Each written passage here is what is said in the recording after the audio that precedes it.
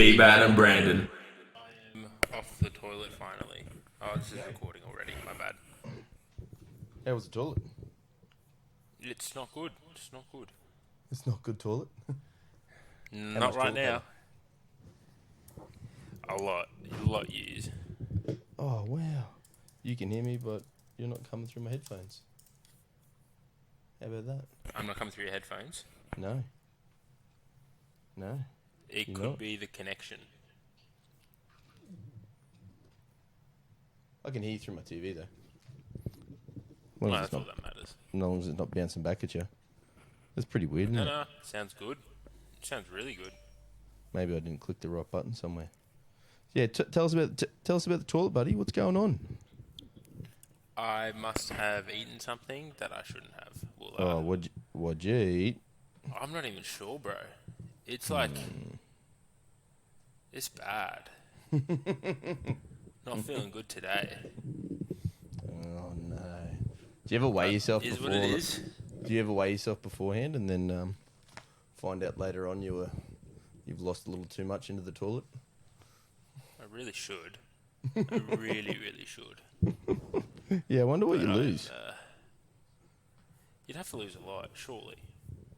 Yeah. Now I've got a bigger face of you on my screen. Looks lovely. Do you? Yeah. So I want to hear about you've got Operation Dadbod in mode due to some feedback, would you call it? Yes, we'll call it feedback. I am Operation No More Dadbod in full swing.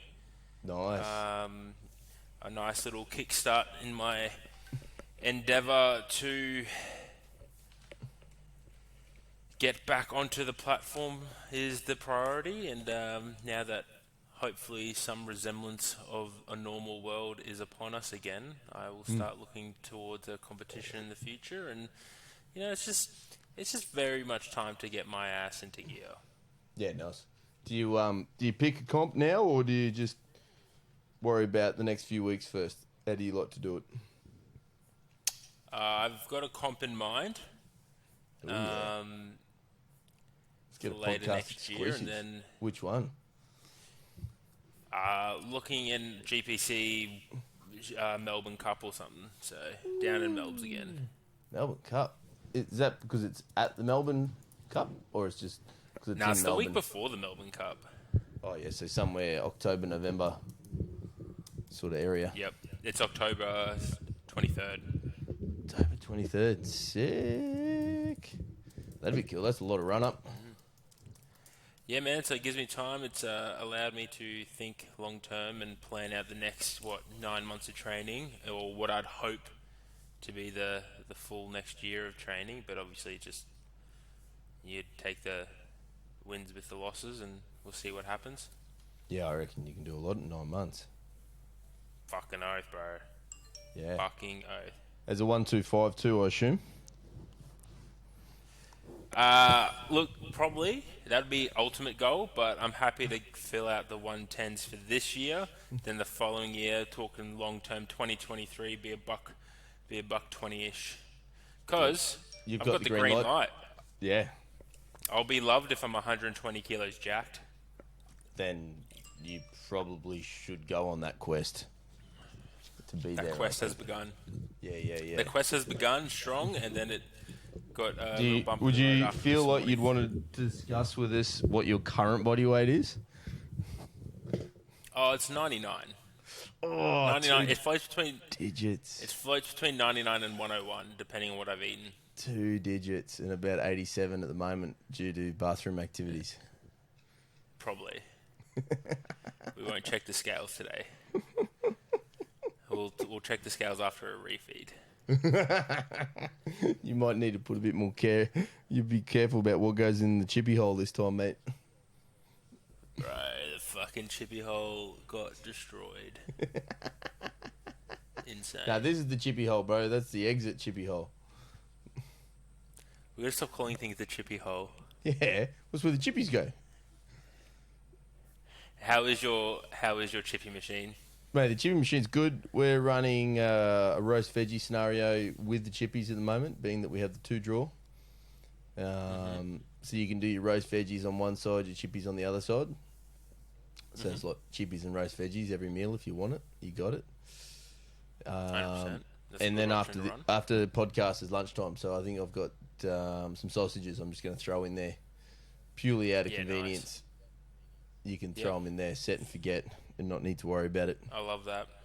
Love that. Yeah, I think about 10, 12 minutes on the sausages. Chicken ones. Lovely. Now, just a quick thing. This episode will come out after, but deadlift comp tomorrow. Oh, yeah. Oh. You pumped? Yeah, it's the craziest, biggest thing we've ever done at FB. It's going to be insane. Can't fucking wait. It sounds insane. I ordered another 50 chairs. Just got released. I had to order another 50 chairs. Just in case? Yeah, I figured, well, maybe I was a bit silly and only got 100. Then I worked out I got 80 lifters, so there's almost not enough chairs just for the lifters, let alone their friends and family and strangers to come watch this thing. So Right. I was thinking I need some more chairs. Fuck, that's going to be insane. Yeah, so we got that. And by the time this comes out in the future, it'll have already been done, and it would have been insane. Yeah, we'll put some video in with it, bro. It'll be huge. So we kick off, nice early start tomorrow morning. Good thing with the Daddy comp, setup-wise, there's not a lot to actually move around. There's no fucking monoliths that weigh a lot, so that's lovely. And because we've gone legit with sound and lighting, we've got a local company doing all that for us, so I don't even have to touch that shit, which previously I've had to try and pretend I know how to do and set all that stuff up ourselves. Is it being streamed? Mate, we're hip and trendy, so we go on Instagram for that. Yeah. So yeah, you get your Instagram live where all the kids are, so we'll throw it in there on the Fortitude page. Nice. Yeah, we've mucked around with the I don't think people appreciate how much effort goes into putting a comp together, and especially one like this. Oh, 100%. I think anyone who puts a comp on, in any regards, whether it's just a local in-gym sort of novice or a bigger event like what we're doing or anything in between, like you're doing it because you love it. You're doing it because you love it. You love the sport. There's not much money in running comps, and and I personally, but not much. This might be a controversial personal opinion. I don't think you should be trying to make money out of comps. From a meat business perspective? Yeah, meat director's perspective, because right. If you're making money, I guaranteed you haven't paid the helpers. So let's say you've got probably your partner or someone's doing your table, so you don't need to pay them, but there's someone helping them. You've got 3 referees. You've got at minimum. You've then got 5 spotter loaders. You've probably maybe got an MC. You've probably got door people collecting an entry. So you're at maybe 10 or 15 helpers, right? Yep. And then you put in your personal bank account maybe $2,000, but the guys that have given up their day might have got a t-shirt, a burger, or $50. So like, it just isn't cutting it. Yeah, I don't. That goes into that's just my opinion. That's what we do. So the way we run comps and why I guess we can kind of go so hard on it is the fact that I work out how much money we've got in the budget, and then I try and spend every single cent of it. Yeah, but also you put that, you funnel that back into the comps. Yeah, 100%. I want that to be the experience for the guys. All of our lifters, when they weigh in today, they'll all get a little goodie bag with some FB socks, and all of our sponsors have thrown us some vouchers to throw in there for them. They'll get all that, and we'll make sure all the helpers and stuff have got a nice little bar tab running tomorrow for them, and we've got a lot of fucking cool shit for the lifters. You'll get to lift your second and third lift with fireworks going off in the background. Yeah, right. Plus, obviously, Aaron. See, that's a lot, and that's all coming from. Yeah, I'm keen for that. Plus, Aaron doing his hip hop performance afterwards.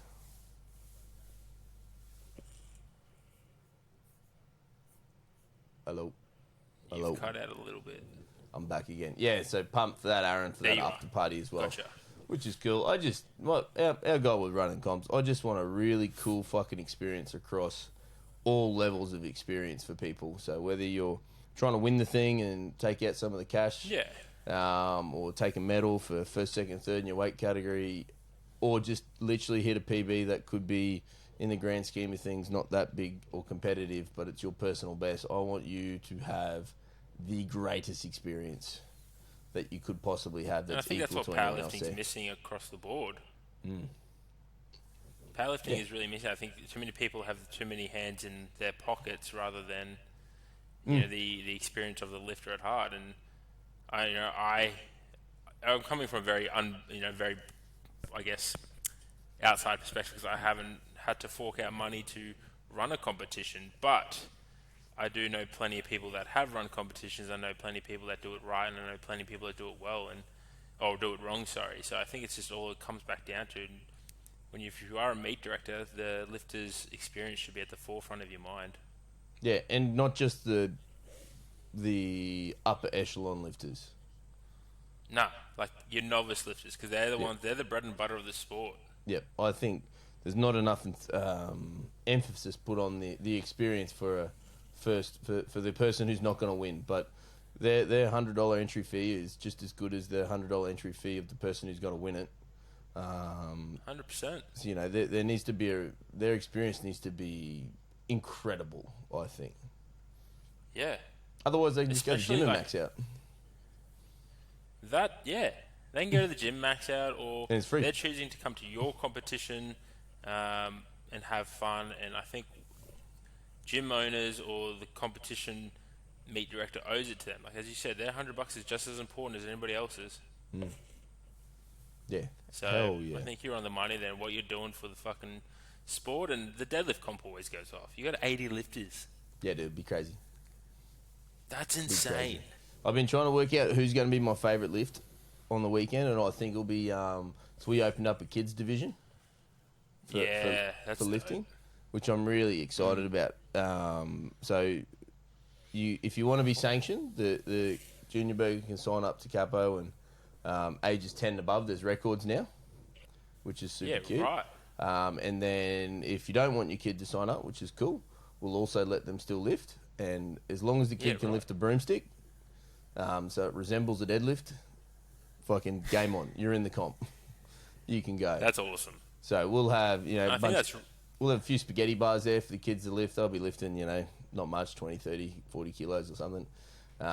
Super safe. I'll be reading the riot act to the parents beforehand that you will not be allowing your kid to lift a kilo more than I think they should, to keep it nice and safe and fun. But, what an experience for the kid. They're going to be up first. They're going to, lift something. I'm going to make sure they've got fireworks. The music will be loud. All the other competitors are arriving and getting ready, so they're going to get around it. That's going to be cool. I think that's going to be my favourite lift for the weekend. 100%. Yeah. I think, and that's such a good introduction, not only to powerlifting for kids, but just parents giving them an insight to what they do and making them bringing them part of what to look after themselves as well. Yeah, 100%, bro. It's just multifaceted. The coolest smile you'll ever see is a little junior burger lifting something, and then all of a sudden the gym goes a little bit crazy for them, and then they've got this big grin on their face, and you're like, that is what it's all about. 100%. And I just think, obviously, that's awesome. I got my perspective on kids has changed a lot recently. Not that I've never liked kids, I love kids. But with little Kendra, I always think, how cool it'd be for her in, I don't know, how old, when is she walking? Next year? We'll get a broomstick in her hands. Yep. The deadlift comp next year, and she can pick that up. She would too. Yeah, we'll get one of those. She's already grabbing the red plates, mate. Yeah. I've started her training protocols now. We're doing daily training sessions. We're working on grip strength. We're working on pull movements as well. And we're working on a bit of, I guess you could call it, could go with mobility if you like, or we could, remember when animal movements were a trend? Everyone was doing crocodiles. Animal flow, that fucking thing.